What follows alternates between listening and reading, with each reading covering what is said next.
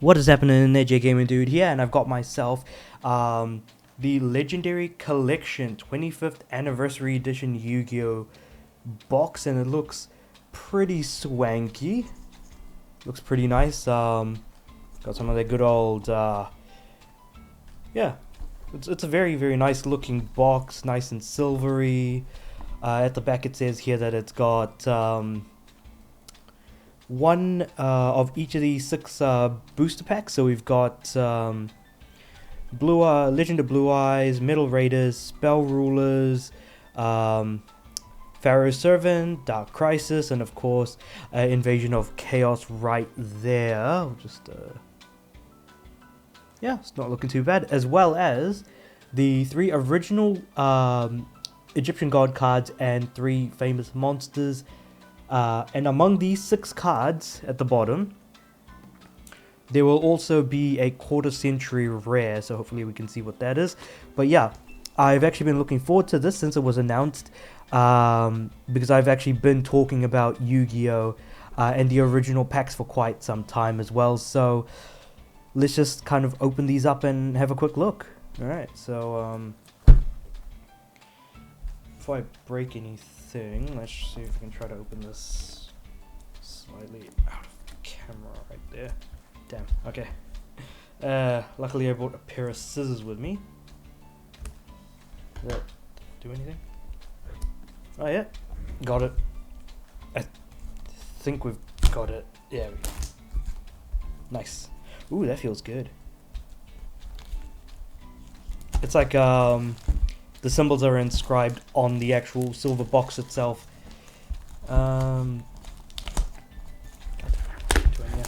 Sweet. So we've got the 3 god cards in front. Winged Dragon of Ra, Slifer the Sky Dragon, Obelisk the Tormentor. And I'm assuming that these ones can't be used in a duel, but we won't know until we actually open up the box and have a look. Alright. Actually, I probably shouldn't have thrown the scissors down there. Oh, I'll just grab it afterwards. So, boom. So, first and foremost, on the top we have... there we go. Obelisk, the Tormentor, just immediately visible right there. So, gonna... God damn it, the camera, I swear. Alright, let me just stand up for a sec. Cool. This up. Oh. Boom. Get rid of the plastic. I'll put it inside of the box here. So here we have Obelisk the Tormentor. Oh. Got a bit of plastic in there. Sticking to my hand now. So we have Obelisk the Tormentor.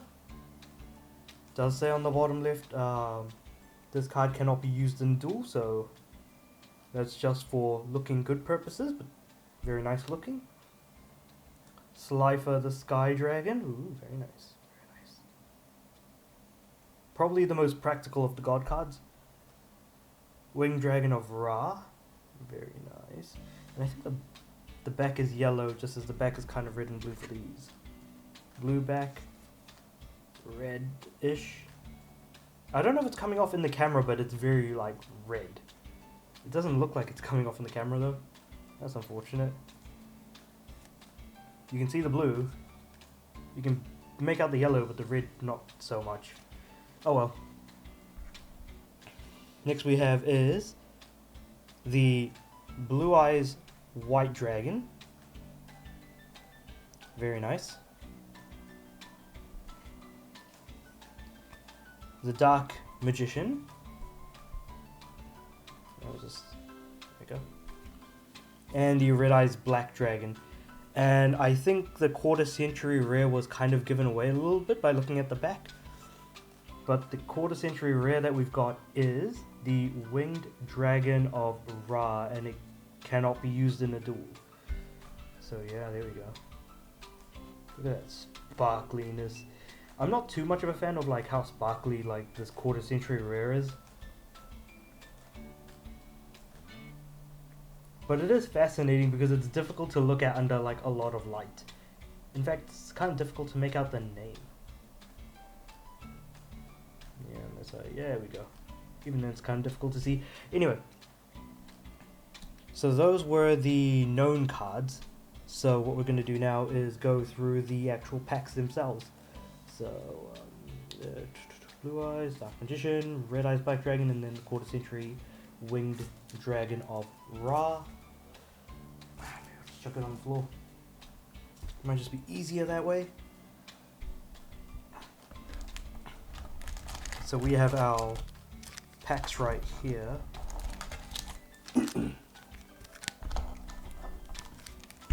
Just chuck them all out, I think. There we go. Nope, nothing else in there. There's just empty box right there. So,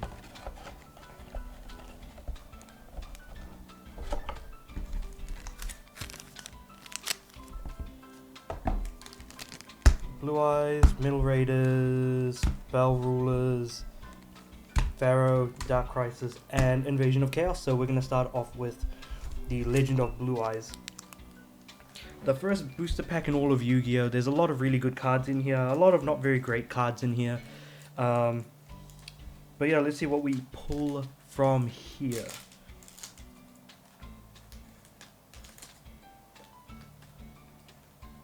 Oh, this card takes me back.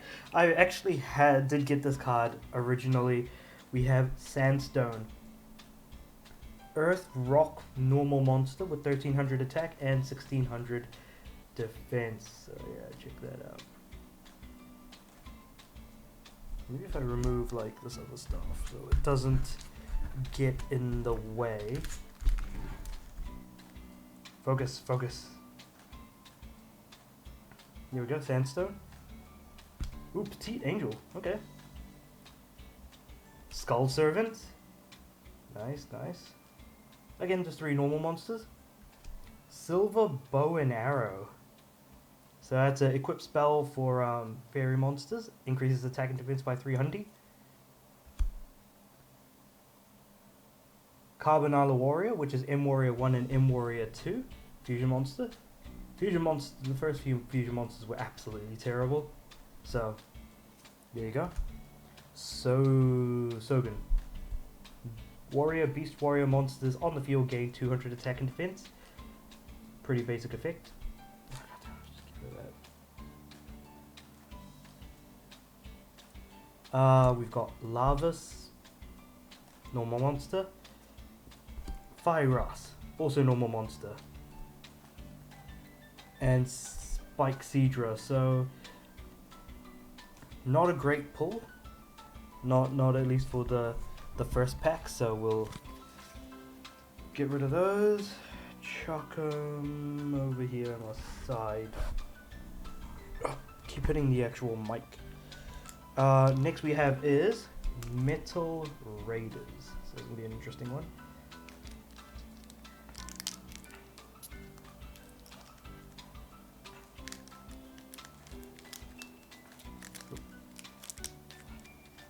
How on earth am I opening this thing? Boom.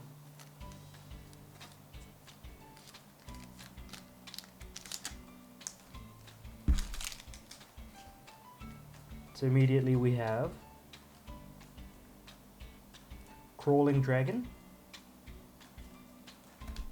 Armored Zombie, okay, Kaminari Attack, Jellyfish. Ooh, Magician of Faith, okay. Pulled out one of these. Crass Clown.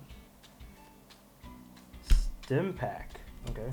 Actually, Magician of Faith is SR, right? Yeah. Stim Pack. Rainbow Flower. Pharaoh Imp. Yeah. God, these cards take me back though. This is not intended to be taken more as like, you know, a new pack or anything. I think this is really more of like a collector's thing for fans of Yu-Gi-Oh! Now this one's the one I'm looking forward to the most because it's got the most interesting set of cards in all of Yu-Gi-Oh! In terms of like in an entire pack of all things. Because it's got the most banned cards off the top of my head, so I hope I get an ultra rare from here.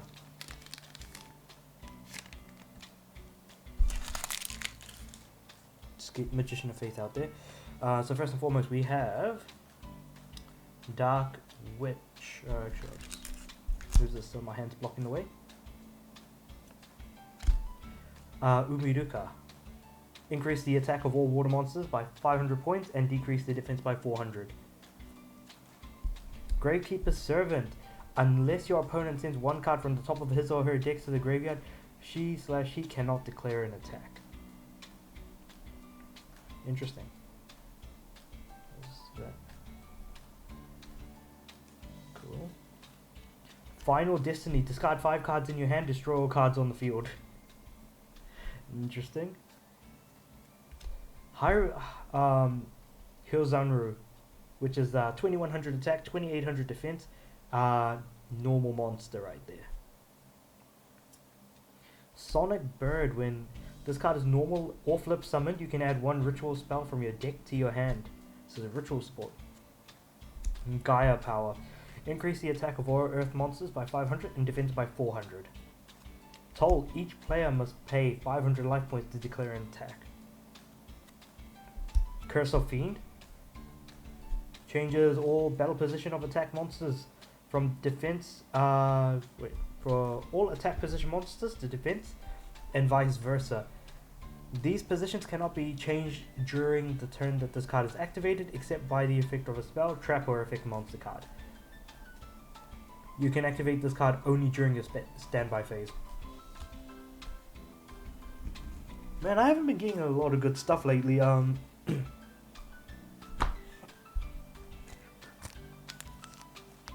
So far, Magician of Faith is kind of all we've really got. So next is Pharaoh's Servant. So we'll crack that one open.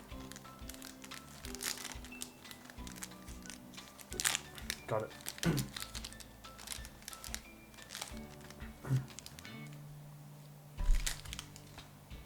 Why did they change Harpy's brother to Sky Scout? I never understood that, and I should probably look it up at some point, but yeah. First card, the Sky Scout. Thousand Eyes Idol, okay. Interesting. Yeah, let's put that up there. Cyber Falcon. Again, more normal monsters. Girochin Kuwagata. Just closer a bit. Here we go. Mad Sword Beast. Right there. If this card attacks defense position monster, inflict piercing damage. So that's a new thing for around this time of Yu-Gi-Oh. Is it because my hand's in the way? Yeah. Oh well. Limited removal. Ooh. Damn, man. Limited removal. Cool. Doubles the attack of all machine monsters you currently control. Destroy all machine type monsters at the end of your turn. Gradius. Gradius, normal monster right there. The All-Seeing White Tiger, normal monster. Infinite Dismissal. Level 3 or lower monsters are destroyed during the end phase of the turn that they are normal summoned or flip summoned. So there you go. I actually did get this card back in the day as well, so that's another one. As well as All-Seeing White Tiger. So we have limited removal. Is Mad Sword Beast rare? Well, yeah, we'll consider that one rare.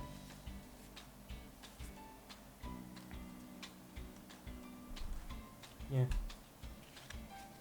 Okay, so that was not bad. Next we have is Dark Crisis. Ooh. Let's open that up.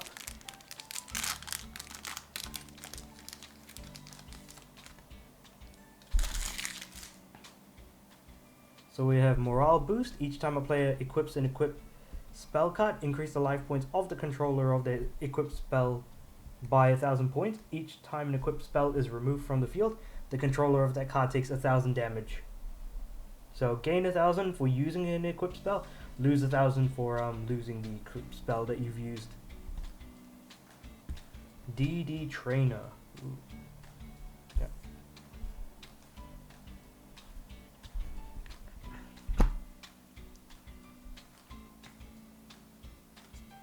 Cyber Raider. If this card is summoned, activate one of these effects. Equip target one equipped spell and either equip it to this card or destroy that target. So it's got a couple of options.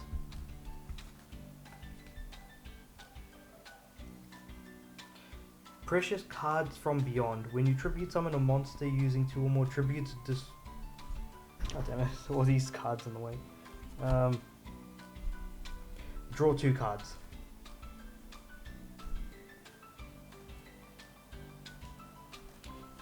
Infernal Queen Archfiend.